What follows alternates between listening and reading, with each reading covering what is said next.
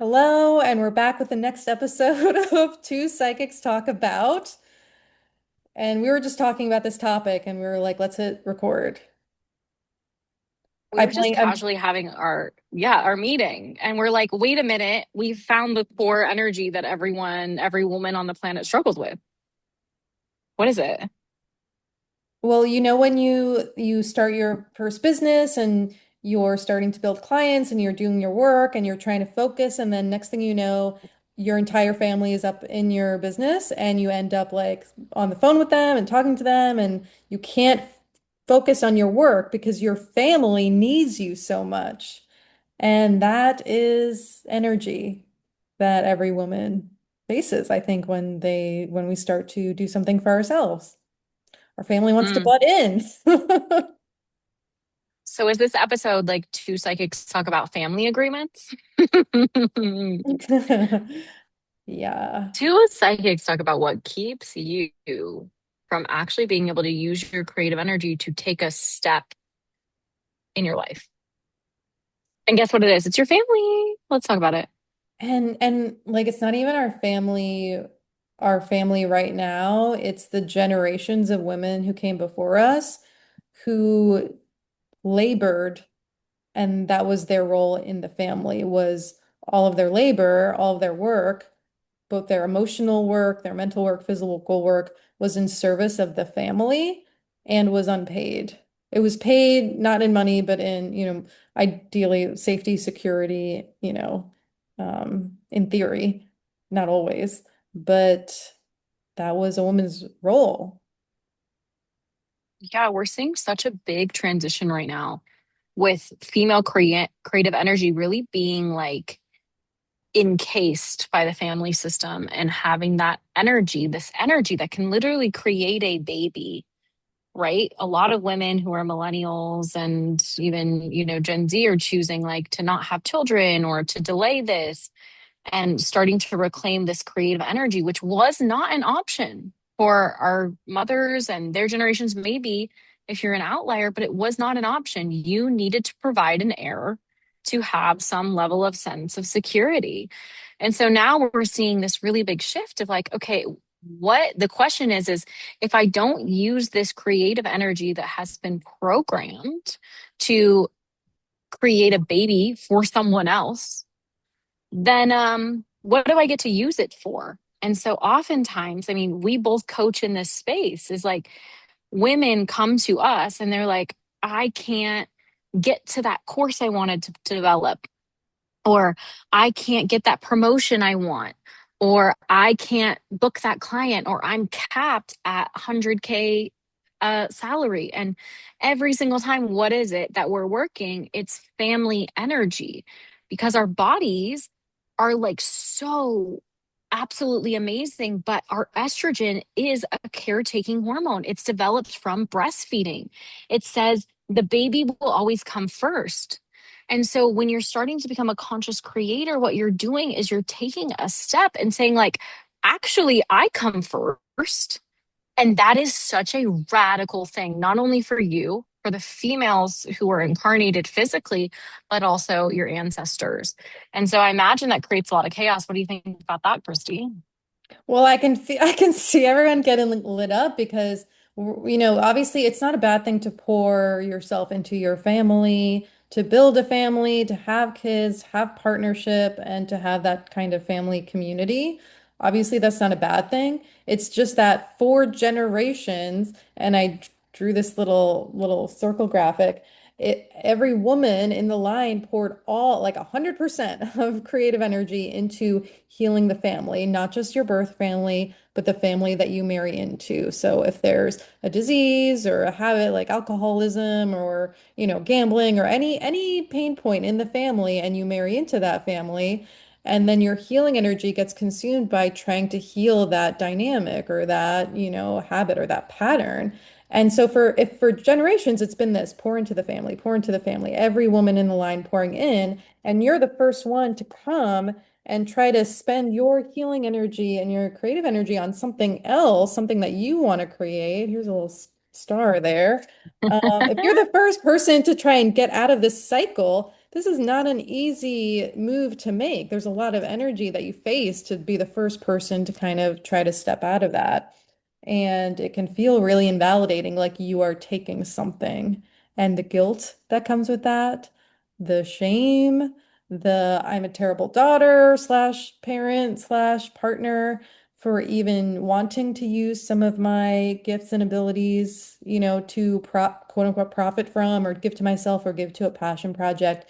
It feels like every single thing that you do that steps out of this paradigm is a betrayal. Can you say it louder for the people in the back? Because this is why you can't enroll in psychic school. This is why you cannot take a step into our programs. If you've been kind of on the fence and you're like, I really, really want to do this for me, I want to validate my feminine body and my psychic gifts. What do you think sits on that? All of the people who aren't going to necessarily benefit from your healing energy being in that system anymore. So that's called resistance. And so, as you're stepping out of everyone else's resistance and holding patterns on your creative energy, it's not something that's very easily done. And it's like, like, it's this kind of like double-edged sword because our bodies want to help and support and create sustainability for these systems. But a lot of us, as old souls and people who've incarnated here with these gifts, are not meant to stay in our family systems because we're quite literally created them so we could liberate ourselves from those patterns. And so, what we've created here at Psychic School is like programs that allow you to shift out of that. So, naturally, there's a lot of resistance because you're about to shift out of those energies. And those energies want you to stay because they are benefiting from your female body, period. Yeah, and I think we see it in our students, a lot. I mean, I certainly felt it when I was doing my training, but people will start learning some tools and they'll start moving energy and they'll be like, this is great. Look at everything I can do now. I can have boundaries. I can have my space. I can fill back in with my own energy. I feel so good. I can meditate every day. And then they hit a wall and they're like, oh, I don't have time for class because I have this thing, or I have to go see this person, or I'm busy with, sports or whatever events, work, things that just kind of fill in all the spaces. And you think you call it busyness, you call it distraction, you call it obligations, but it's energy. It's the energy Energy. of the people who are benefiting from your givingness. And once you start turning that back toward yourself, the people around you notice. Not consciously, but subconsciously, they notice. And so all these little energetic tentacles come out and be like, no, no, no, we want that back. Give it back. It felt so good when it was there, and now it's gone, and we want it back. And so it's so easy to that just be like, you know what, I'm just gonna pause my training. I'm gonna pause, I was starting to feel good, but I'm just gonna pause right now and I'll come back to it. And that's family energy pulling you back into that cycle. And that's okay. That can happen, but be aware of it, get an energetic hello to it, and get your space back from it because it's really just energy pulling your attention. Move it out of your space like that. So many women, and like the same for me, believe that we have to give first before we can receive. If you're Yeah. listening to this, like raise your hand. How much subconsciously do you think, okay, if I can just make sure this person has a snack, they'll leave me alone. If I can just do this first, then I will get to have my space. I will get to have my healing. I will get to have my luxury. I'm going to appease everyone else first so that they don't jump into my space. And that's actually like not what we're teaching here at psychic school. We're teaching you how to own who you are so that everyone else naturally vibrates out. And like that is a superpower that not many people on this planet have. And so when you're about to take a big step in your business career, we'll talk about career specifically. You're taking a big step in your career and you're ready to like work with your creative energy. Your family is going to come up to kind of contest that in a lot of different ways. I see it a lot in like the throat chakra, like don't talk about the family secrets out loud, don't embarrass us. Are you going to pay us back? All these other like financial entanglements. Like I see it, I saw it recently in a client session. around the key pictures around like men wanting to create heirs through women and not, and like feeling entitled to women's creative energy because they're like, oh, you didn't create me an heir yet. So if you give me the firstborn, then I'll stop. If you just give me this baby first and then you can have it. These agreements are sketchy as hell. I don't love it. That's a So juicy it's like, one. that's a juicy one we could unpack. I've been looking at that recently and I'm like, and it's all unconscious. They don't know what they're doing, but it's these programs and systems that were like we've been running for so long. So it's like this is incredibly difficult work. So if you can even make it to this conversation, congratulations. Like this is huge. And like your family is not wrong, right? You have made an agreement to be in that system and you also can make a disagreement to dip out and to direct your energy wherever you want. And that is what I think the world wants to keep secret is like, it's fine to want to have a family. That's not wrong. But a lot of us here have been incredibly invalidated by these family systems because we're highly sensitive, incredibly intelligent, grounded women. So, like, the systems are never going to be able to hold us how we deserve to be held. And the female body really needs togetherness and those nutrients and like the harmony. Like we really need that in order to thrive.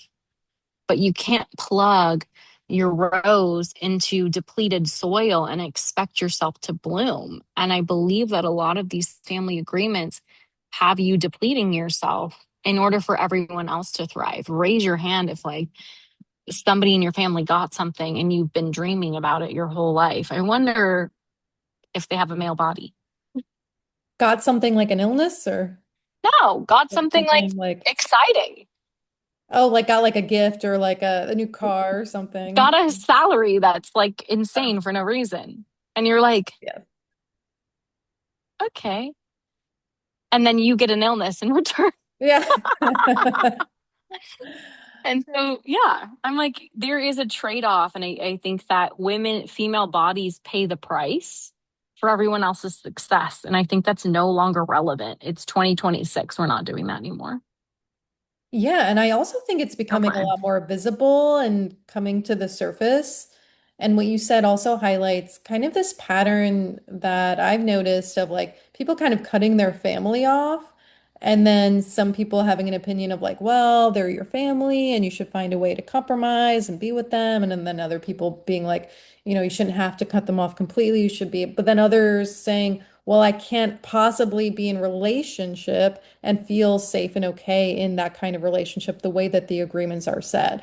And if you have ever had to do that, like that's your sensitivity, that's an awareness that I don't want to subscribe to these energetic agreements anymore, but I don't know how to change them. So I'm just going to step out of them so that I don't have to exist in that ecosystem anymore because it's not validating to my female body. And so stepping out of them is sometimes the only option if you don't have tools to know how to work to update those agreements in an energetic way. Um, and yeah, it's just interesting I mean, I see a lot of people who are like, I just can't be around this family member, or it just seems like we're stuck in a loop that we can't get out of, and I can't thrive in that environment with those relationships holding me back. But sometimes it's hard when you can't see energy, it's hard to put your finger on what it is exactly, or to see the connection between how you feel physically and emotionally and how tied that is to the energy of your family.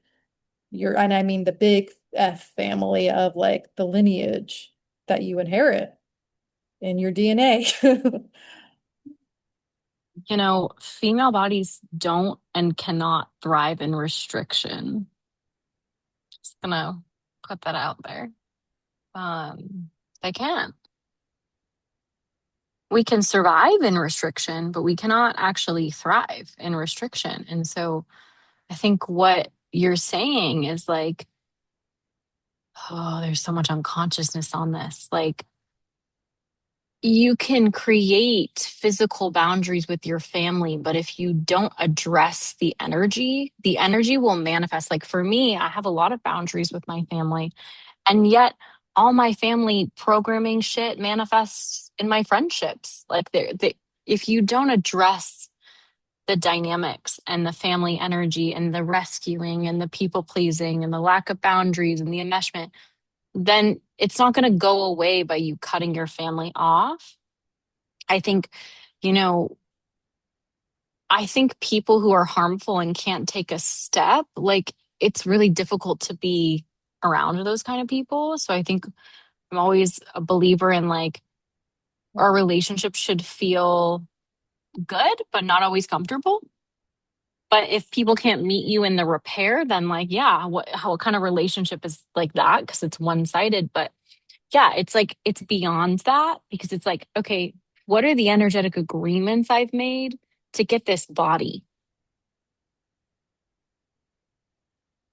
And that's like a next level thing because it's like, okay, if I've made this agreement because this body has this genetic structure where the genetics of this family line for the past 10 incarnations, the past 10 cycles have said, for me personally, the men will provide as long as you do the emotional labor. Keep the men happy and you will be taken care of. That's not relevant for me in 2026.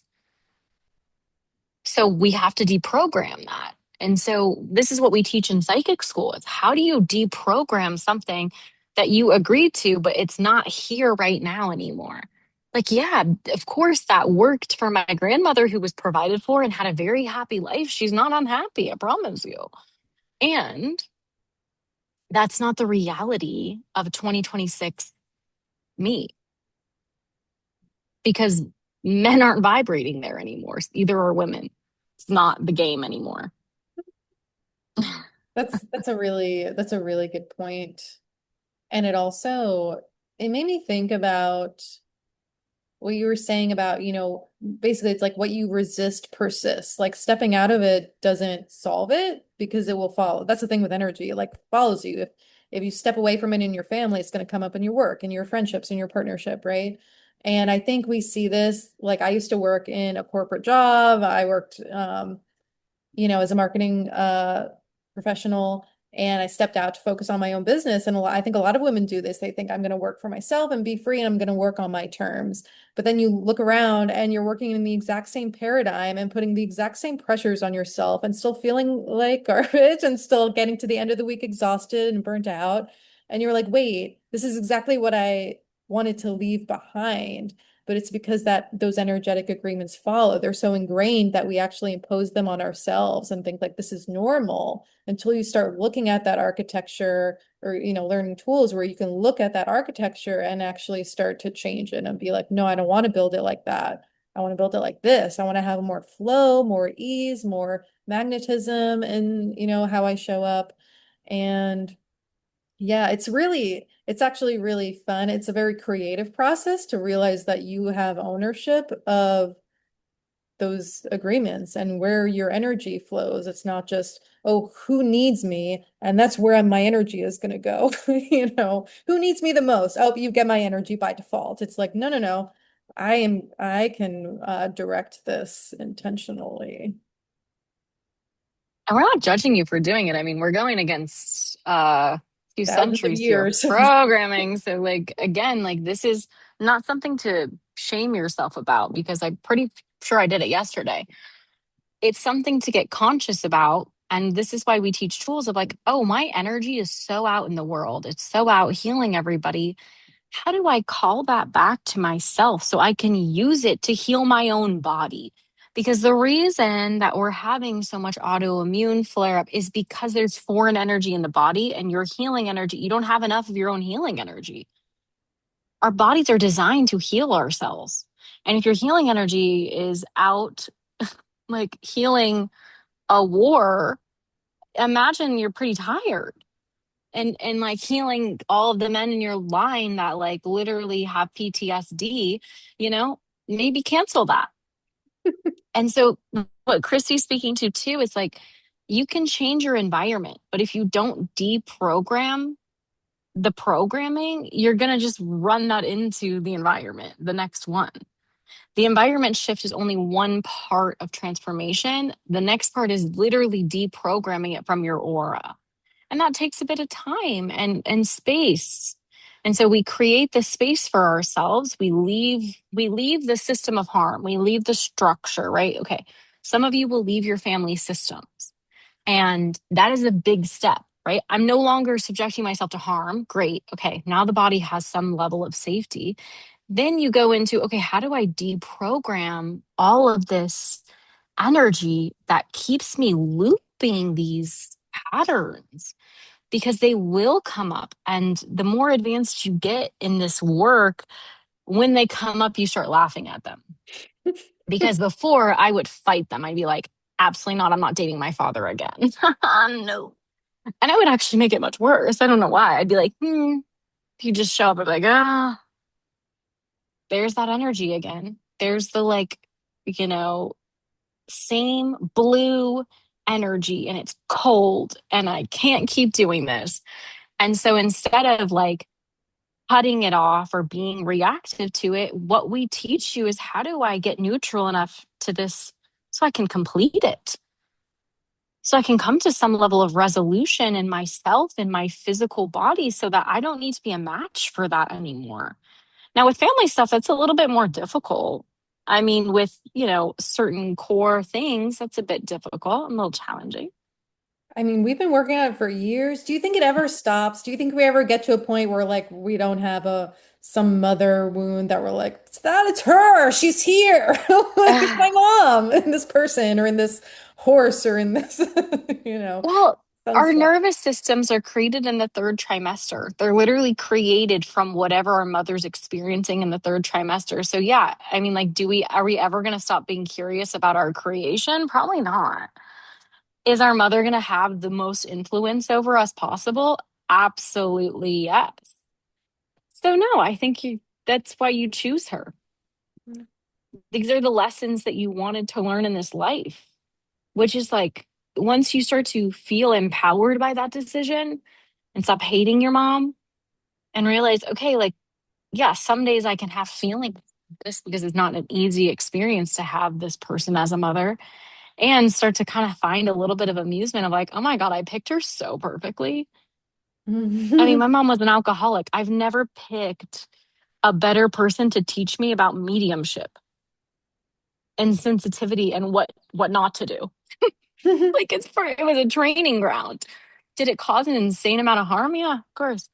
But I don't think curious people, and if you're here, you're curious. Curious people ever stop asking questions. And mostly like we're shamed for that as kids, like asking a lot of questions. And it's like, yeah, ask the fucking questions. Like, yeah, of course. Why did I pick my mother? This is a big one. Why did I pick this fucking atrocious family? Literally, when you're all mad, why did I Why? pick these Why? things? And ultimately, at a spirit level, like people are not holding the grudges we're all holding here. Like it's very neutral. So, like, you pick them because y'all love each other enough to play out this psychodrama. Yeah. And they picked you. I So bet. they You picked know you who I being like, picked, she's gonna be the Kristy? one to heal us. They were like, well, I think that babies are essentially like your mother's prayers. So I always look at this even astrologically. It's like you'll see it through your line if you look at your mother's birth chart. There's usually a theme. So like my grandmother had two Scorpio kids and a Pisces, all water sign kids. I would say that her themes in life are learning about emotional energy, right? She's an Aquarius. She's fucking detached as hell. And so then you think that maybe there's some kind of emotional sexual energy if you bring in Scorpio kids, some kind of sexual energy there. Then I look at my mom, Scorpio, big Leo signatures. My dad, big Leo signatures. They're learning about like leadership and ego. And so then I'm over here like, okay, like I love to look at the themes through the lineages, even astrologically, where I'm like, wow, this is wild to see. I'm getting in trouble energetically for airing out my grandma's shit, but I don't care. It's a Love family you. agreement. You That's a just family agreement. No secrets. I mean, they're like, keep this secret.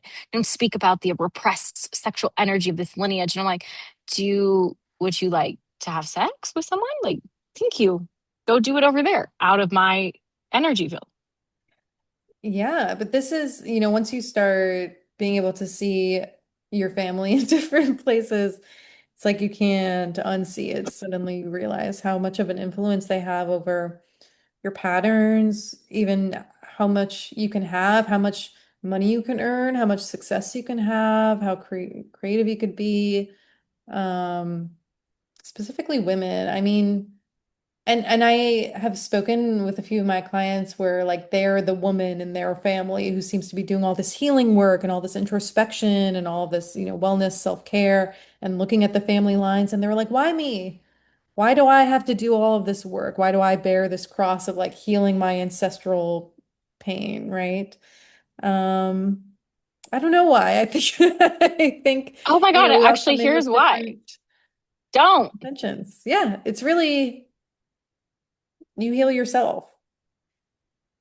You're doing it because you've been programmed to do it. And there's part of you who resonates with being the savior and the healer and the black sheep because you had to create those narratives to survive because we're social beings. You needed your family in the past. Mhm. Now we have the internet. Kristy and I can meet up on the internet and talk. It's a different environment. It's a different game. So it's like, yeah, you don't actually have to do the emotional labor for your family. It's actually a concept. It's actually kind of weird because and the reason you do it is because your body is desperate for connection, but you never were going to get connection from these people. You're a highly sensitive person and they're not attuned to caring for highly sensitive people. So you got to find your people who can like be attuned to that, aka go to psychic school. Like you're not going to be validated in these systems that have kind of oppressed you because they haven't really developed themselves fully.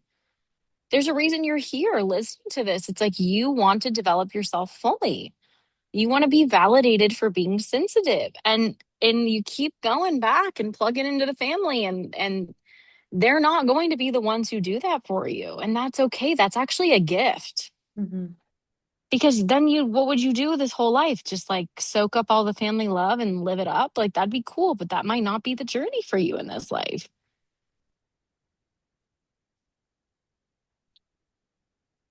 Yeah. Sorry. Well, those ties can be so strong. And when it feels like you're the only one separating or stepping out from them, that's why it's helpful to have other people around you doing similar work so they can kind of reflect back to you and validate like, no, no, you're not crazy, you're not being too sensitive, you're not being catastrophizing. It's like you see something that nobody else sees. And it's in a lot of our families the women in the family were psychic. They were mediums. They just turned it off or it got kind of warped or turned inward or like twisted to be used in a way that it was, not meant to or only for survival or, it was shut down because, being punished for having those gifts. So a lot of us come from very psychic women who just didn't own their tools in the way that they could have, and if they were born in a different century or a different body or in a different place. What if I told you that your mother's creative energy quite literally manifested you from her own insecurity? And you are literally everything she's insecure about because she asked for it. And creative energy is incredibly powerful. So all of her doubts and insecurities, like you were like, I sign up. Like, give me that body. I'll heal all that shit. Oh yeah, I'm living this reality right now. Yeah, it's like I think about like I'm thinking about my mother. She's on the other side, and I'm thinking about her. And my mother would always tell me, "You're so charismatic and bold," and I'm so shy. And I remember being like, "You're a Leo rising. Get on board." Like it's it's like it's like you always become what your mother couldn't be, and that's kind of the point. But when your mother can't handle that, being mirrored that energy, There's going to be a lot of invalidation. And that's why, like, when we create kids, we create baby energies, like, it's so unconscious. And then, like, people get into these, like, horrible family agreements because it's like, oh, I created you, but now I hate you because I can't look at my own energy. Mm. It's like really sad to see. And yeah, our moms are incredibly psychic and incredibly powerful women, like 100%. And like, just so I'm just looking at all the energy of like how many people play out the energy of their line. It's like Like, the let's just children represent the shadow of the family, e- you know. exactly. So, like, okay, let's talk about like addiction, right? Let's say somebody has a lot of children who are just kind of avoidant addicts. Right. You have that because you avoid something. You want to escape your life. Your life maybe isn't actually what you think it should be. There's a dream, there's something underneath that. And when you suppress your creative energy, the only thing that can really, what you can do is numb it because, like, the creative energy is going to create. Like, she's not going to stop. This is life, baby. Yeah, which makes you wonder like how many of us create careers or businesses or hobbies or life paths around what we tried to heal in our family. Well, let's talk about it from my perspective, like from my life. I created an entire photography business healing insecurity because my mother was insecure with her body. That's insane. I made a lot of money off it though. Like, that was fun. But like, I think about my mother being a model and I think about creating a photography. Yeah. It's like you can't make this up. You like, it's like quite literally like once our creative energy starts to deprogram from healing our mother's failed mock-ups, as we call it, our mother's failures, then we can actually create what we want. God, that's so freeing. Hell yeah. This takes a little bit. Yeah, I imagine it might be scary to ask the question of like, what if what I think I want is actually just what my family wanted and I'm playing into that because of these unseen agreements. But really it gives you your power back to realize, oh, I don't have to do this. I could do any number of things. There's no like one right set path or purpose for any of us. And so sometimes ascribing a meaning or that's that savior thing of like, I'm here to only do this and save people, it actually limits us. We think it frees us and gives us autonomy, but we actually don't realize we're still playing out the same loop. Nobody is here to save anybody. Part of learning how to work with creative energy is realizing that the cycle is a very important and transformational time for anyone. Like, you cannot save someone through their own decomposure. Like, you cannot save someone through that process. And what is born from that is what their soul wants to create. You can support somebody, you can check in with someone, but you cannot save someone from the death that they've been avoiding. And this is like our cultural issue is that people don't want to go towards the death, which is that hard conversation, the ending. I've had a lot of those eclipse season. I've had a lot of those hard ending conversations. It's painful. People don't want to go towards that. So they stay in this like weird overdrive sustain energy. And then everyone's incredibly unhappy. And you're healing. Like, it's like you have to let people die their deaths. You have to let them die their deaths, including your family members. That's their choice. I can't Oh keep yeah. going into the like graveyard with these people who won't validate they're in the graveyard and keep lying and saying they're happy. Like, baby, you're dying. You're shriveling up. You're not happy, and that's okay, but you're not brave enough to take the step, and I can't lend you bravery. I lend my clients some bravery sometimes because there's an agreement there, but I don't typically lend family members my bravery anymore, truly. What an interesting way to put it, lend them my bravery. And I think you see a lot of women do this. I mean, I've been looking at like a lot of caregiver.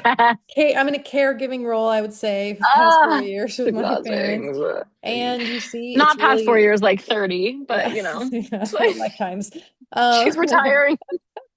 but you see women who like they make themselves sick trying to keep their family members alive when they Yeah. are trying actually just really trying hard to die, but can't face it. And it's like the things that the diseases or like the pressure and the stress that is carried in these bodies trying to care for somebody because of again these energetic agreements of like I'm going to keep you alive forever, you know. Um, it's it's really hard to look at. Um, People do that to themselves for years, and it's understandable why. I mean, it's a heavy energy, it's a heavy burden, this caregiving burden that women just seem to have. Like society puts it on them, but we also obviously put it on ourselves, and a lot of people accept that role, or they think like they're a victim of it, or they think that they're choosing it, but really there's an energetic, pull and cord there of like this is your role as a daughter, as a wife, as a mother. And it really gets in on that guilt. I know it. You know, Um, there's kind of like two energies that I see a lot. It's female guilt, male grief. And they're like literally like making out with each other all mhm. the time because men won't process grief. And then women feel guilty that men have had to have the grief because they're unplugged from the womb. It's this cycle. But like, I have a better question. I think we could go on a tangent about female uh, guilt and male grief forever, which is quite literally what we're all healing is this like male grief for men not being able to be men and not being plugged into the women and then the invalidation. I could have a TED talk on that. But my question is for all of you is what dreams are you keeping alive for others? Yeah. Like and running through your body. Is your health even for you or is that for your mother? Like my mother was a type 1 diabetic. So like for a long time, I was like, I'm gonna live a sugar-free fucking life. Keeping her dream alive in my body like probably hurt my body and wasn't actually my wellness vibration. And so it's like, what dreams are you keeping alive for other people? Because maybe you don't want to make $500,000 a year as a corporate CEO to make your dad happy. And that's really not your wellness vibration. Maybe your wellness vibration is making $65,000 and traveling the world. Figure out what's your dream. And that's what we can help you with. Oh, Mm. Mm. oh, what's yours? Not your parents' dreams, not like, oh my God, the unconscious energy I get all the time. Marry that man and have a baby with him. I'm like, I met him an hour ago. Yeah. Maybe chill out, spirits. Like, maybe I'm gonna be okay. The pressures, relentless. It's true. And it can be so invalidating because bottom line, this is the energy that women face when we try to create anything that is not a child. And it can be so invalidating. I see like partners do this where like the man and the women, they both have their own businesses and the man starts a business and it's like booming and like so easy and making money and boop, boop, boop. And then the women's business is like grind and like 100 hour and that, and just like, and it's like getting blood from a stone. And you can feel like I am doing the same thing that all these books written by men of how to be successful and how to plan things and how to be strategic and build, profit and everything aren't working. And it's because the energies in a female body are different. The way that we create is different, and the burdens that we inherit are completely different. And so we're not starting from the same starting line as somebody in a male body when we go to create something. We're starting in a different place. There's layers to peel back. Absolutely 1,000,000,000% yes, which is why we created a female training because we do have to deprogram things differently than male bodies. And that's okay. It's not to say like, they're planted in their soil. We're still learning what our soil even is and what it even means to be women. That was kind of taken from us and put into these kind of control structures. So it's like we're still learning. Some days I ask myself, what does it mean to be a girl? Like, I don't even know some days. And that's okay. Like, the curiosity, I think part of being in a female vibration is realizing you can't pin the feminine down. She's going to shapeshift, she's going to be different each day. Like, and that's what is so scary is that she's not controllable. Like, I think our we even look at this in our business is like our business is not controllable. She is like in a vibration of feminine energy. She changes literally so quickly. We could make a program and then no, dead. We talk about this all the time. We're always like looking at the energy, like, oh, it's different now, Oh or yeah. oh, there's more male control, or oh, there's more. Or my family's in our business. Let me kick them out My again. family's come in. They've come into the chat Yes. and they're like all fighting over who's going to be CEO. We're like, none of you are. No, you're not in charge. And then like there's beautiful moments to a female business, like when we have like an email thing and it resolves itself. Oh yeah. It's like there's such beauty in creative energy, but it doesn't look the way that okay, if you're in a male body, regardless, you can go in and you can run a structure and you can create one product and you can create a funnel and you can master that funnel and you can repeat that funnel. And that's great. That's going to get you off. That is going to deplete my body. That's going to And make me feel like death. not only that, it's not going to feel like as much as Yeah. fulfilling. I mean, I'm sure some people do that and they think I'm so fulfilled, but are they? I don't know. I wouldn't. It's I'm. not really relational in the way that I think female business is relational. I mean, you can't cut estrogen out. We're just not going to. And then female business is also unrelational. Let's talk about that. Progesterone's like, get away from me. So it's like, it's dancing with the parts of you that are like incredibly relational and then incredibly protective of your energy. You can't always, I had a business coach one time tell me, she was like, your business is a store. And if your lights are off, you're not attracting people. And I'm like, oh no, I don't train people like that. I need you to turn your lights out. I need you to put the closed door on so that you can get back into your inner space. Because if you're not closed, you're open for everyone as a woman, your family. Like I'm closed. Don't even, don't even try. And then when you're open again, you open to massive amounts of lines. We're so afraid that if we turn inward, we're going to lose the plot. We're going to lose the business. We're going to lose.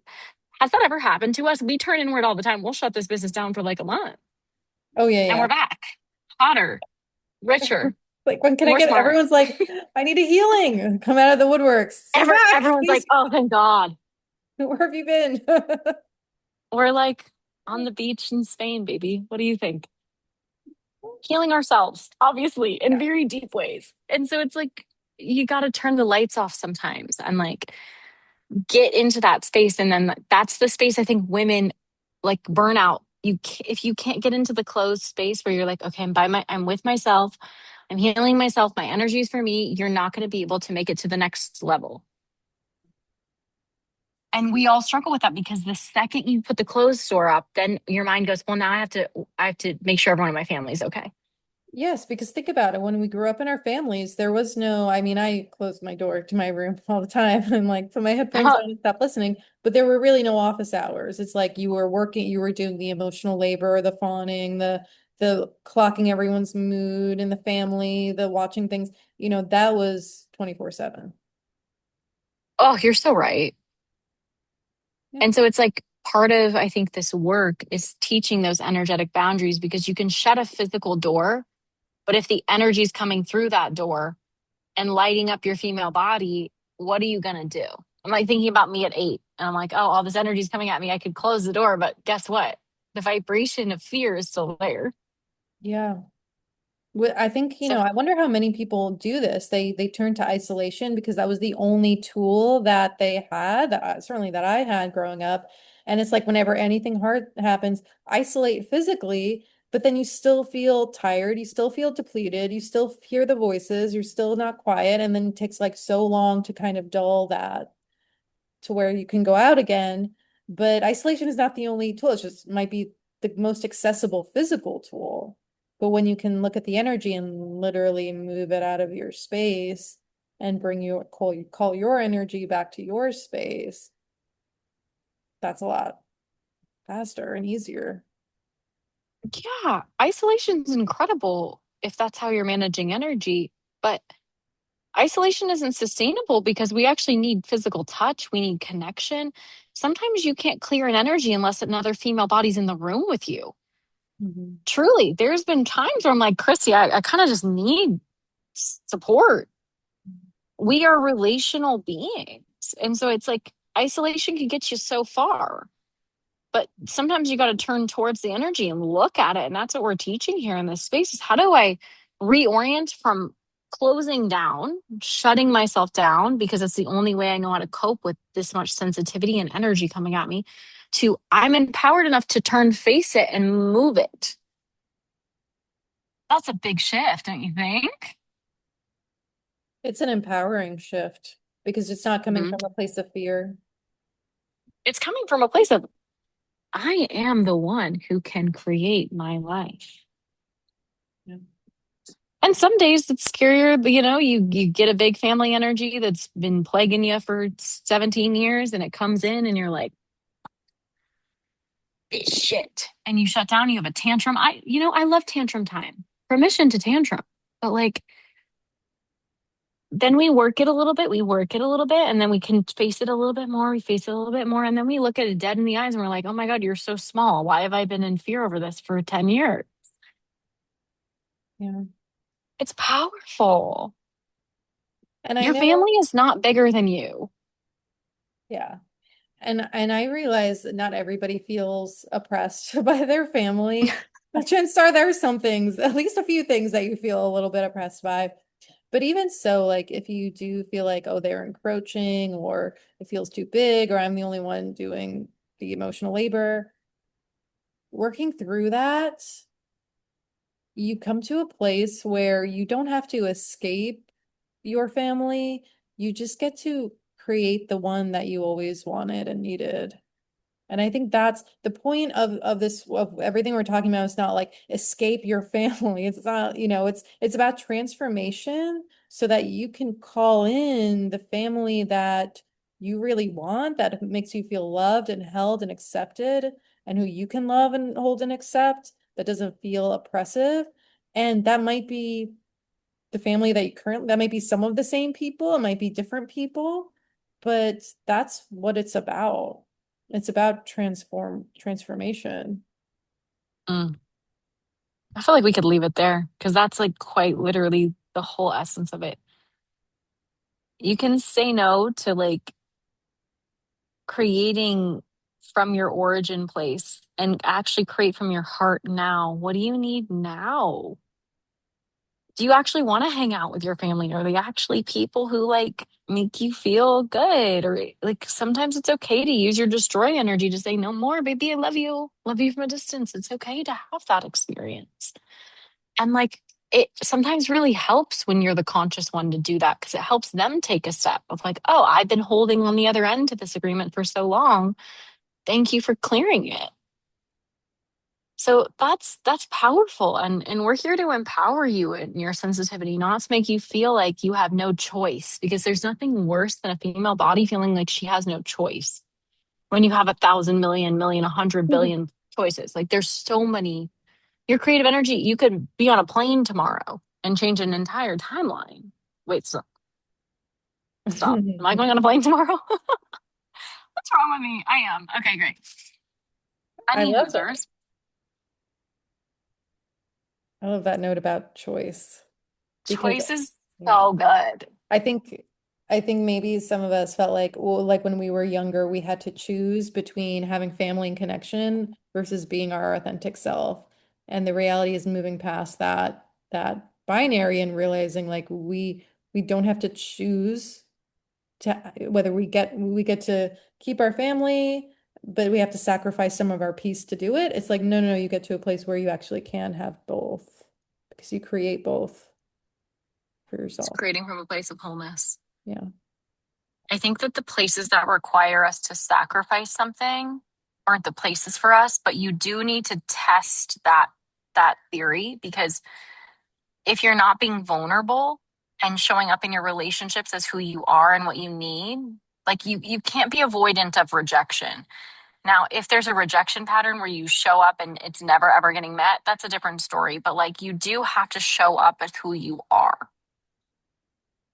and ask for what you need. These are very empowering things relationally that we can talk about at a different Next time. time. Next time, Alexandria teaches you how to talk about your actual desires because, oh my gosh, that's another Yeah. step is like, I actually need this. And that's actually, I think, harder for women than cutting, going avoidant and cutting everyone off because it's like, oh, I'm going to have to be vulnerable and risk rejection. And I've been rejected for 30 years of my life. Can't do it. I can't possibly fathom touching that pain.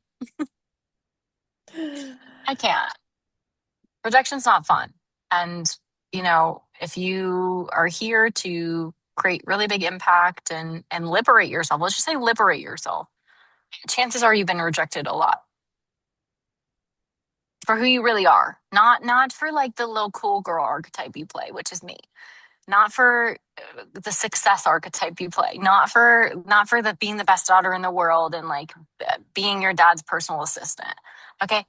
You're not going to get rejected for creating their archetypes or their mock-ups for them. You're rejected for who you are, which is a highly sensitive, emotional, transformational, can't be pinned down woman.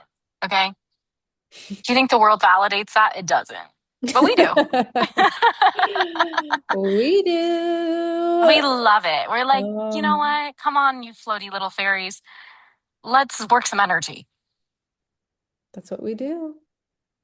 We And show y'all up are as here, so sun. let's go. If you made it here, you might be a candidate for psychic school. We are starting a certification program coming in October. We're really excited about it. The first series is going to be 3 months, and it's going to teach you 12 core tools that you can apply to your life. And then from there, we'll teach you how to read, we'll teach you how to see energy, we'll teach you advanced skills, we'll teach you how to deprogram your family. How to heal yourself and heal others. We're excited. So join us. We're going to put the link in the Box down there somewhere down in a here. box. Yeah. And we'll see you in class. Get your ass to class. Truly. Okay, See bye. you next